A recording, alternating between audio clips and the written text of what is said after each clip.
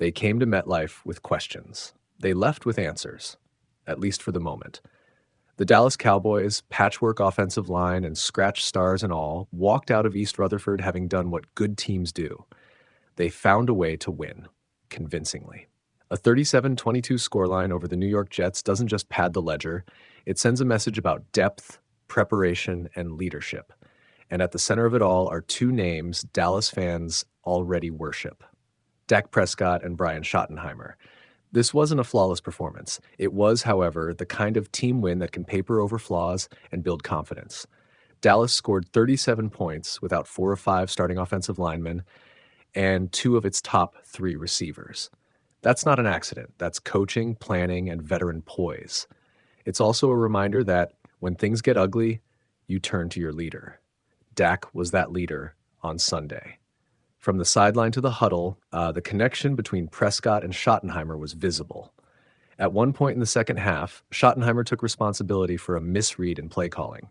He kind of bitched at himself, Prescott said, laughing in the locker room. Then he called a strike, a 43-yard post to George Pickens that iced the third quarter. That play was the distillation of what this offense can be: aggressive, decisive, and willing to attack when the defense gives you the look. It was a textbook example of a coach and quarterback syncing up in real time and capitalizing. Pickens finished the day as a difference maker, but so did the guys who don't usually headline box scores.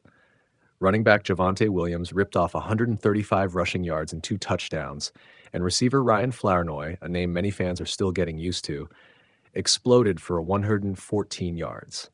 Those two combined for one of the most improbable half-stat lines you'll see: a 100-yard rusher and a 100-yard receiver in the same half, something Dallas hadn't done since 1978. That sequence alone should erase any doubt about the team's ability to find playmakers outside of its star names. Jerry Jones, never one to hold his tongue for dramatic effect, was plain in his assessment. Coaching is the reason that we've had the wins and the tie that we have, he told reporters. That's high praise from an owner, general manager who has run this franchise with a particular brand of conviction for decades. Jones framed the team as band-aided up, and he's right. Injuries have forced the Cowboys to scramble. Yet instead of folding, the roster produced production. When depth players answer the bell, the organization's earlier offseason moves to stock talent beneath the surface look smarter by the week. Defensively, Dallas also made statements. The Cowboys sacked Justin Fields 5 times and forced multiple punts in the second half. The pass rush that many questioned after the Micah Parsons trade showed up when it mattered. Pressure built the game's big momentum shifts. It took Fields out of rhythm, created negative plays, and allowed Dallas's offense to operate with leeway. For a unit that had been uneven, the 5-sack day was a reminder that this team can still flip the script on opponents in a hurry. The Jets, meanwhile, were a cautionary tale in missed opportunities. They finished the day with more time of possession and more yards, yet the scoreboard did not reflect that advantage. New York's offense sputtered in high-leverage moments, the kind of failure that will make any coach grind his teeth. This was supposed to be the Aaron Glenn era's lift, and instead it feels, at least for now, like a unit still searching for identity. For a franchise desperate to reverse the losing trend, the loss compounds pressure and raises more questions than answers. Back in Dallas, the narrative is different: continuity and ownership of a culture. Prescott, who now has 11 touchdowns and 406 total yards through 5 games, still hears MVP chants. It's early, but the praise isn't baseless. He was efficient, decisive, and, crucially, calm. When Williams burst for 66 yards near the end of the second quarter, and the Cowboys produced a 14-second scoring drive, Prescott credited film work and trust. He said Schottenheimer knew that from his studies.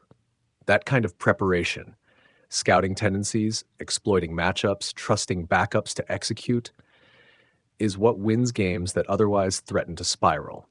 Schottenheimer, in his first year as a head coach, has had to navigate a steep learning curve. But Sunday's win gave him coaching capital. He shrugged off hyperbole and redirected praise to the players. It's not a testament to the coaches, it's a testament to the players.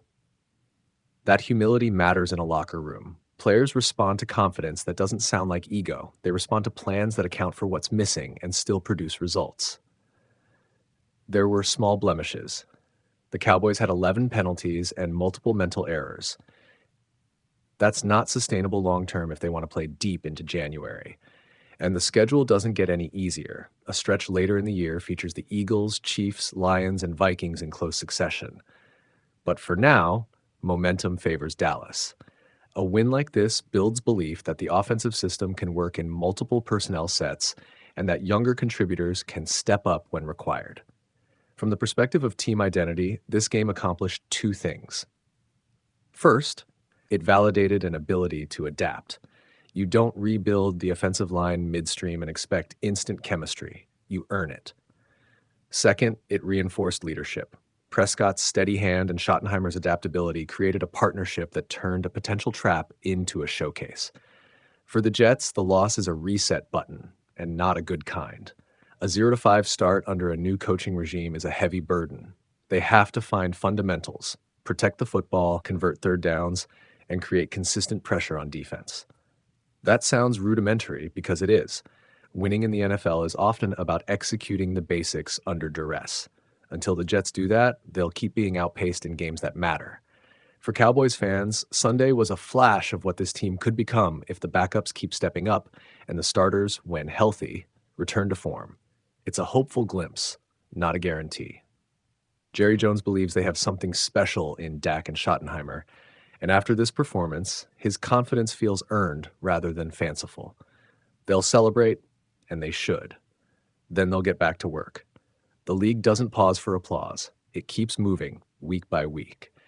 The Cowboys' challenge now is to turn this performance into a pattern: cleaner play, fewer penalties, and sustained defense.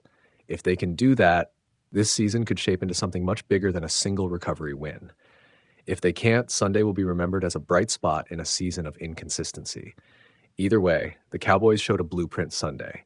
Coach the matchup, trust the plan, and let your leader make big plays. For one afternoon in New Jersey, it all came together. East Rutherford, NJ. With the Cowboys up big and the Jets sputtering, Dak Prescott and first-time head coach Brian Schottenheimer teamed up for a big play that essentially put the game out of reach. Trailing 20 late in the third quarter, New York's offense gave the ball back on downs. Schottenheimer, spotting that Jets defensive tackle Quinnen Williams was off the field and sensing a safety biting on over routes, dialed a deep post to George Pickens. Prescott delivered a 43-yard touchdown with 4:40 left in the third, and Dallas never looked back in a 37-22 win that pushed the Cowboys to .500, 2-2-1. We went 3 and out a couple of times, and it wasn't like he bitched at us. He actually bitched at himself, Prescott said of his coach.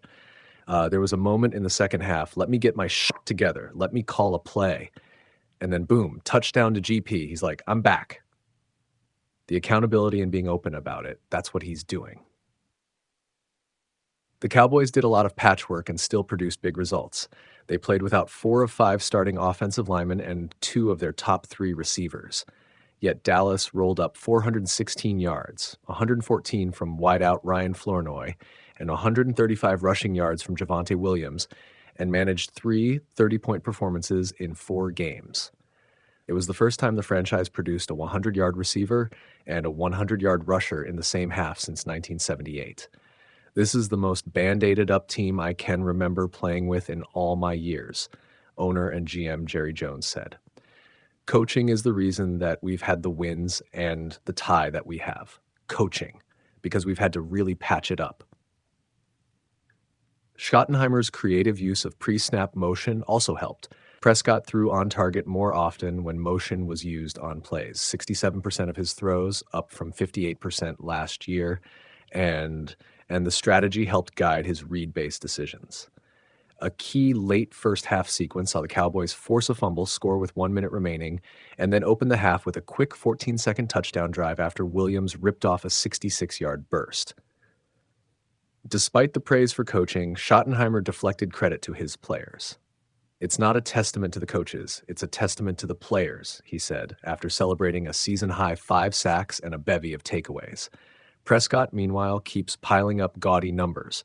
He passed for 237 yards and 4 touchdowns Sunday, his 41st career 3-touchdown game, surpassing Tony Romo for the franchise record.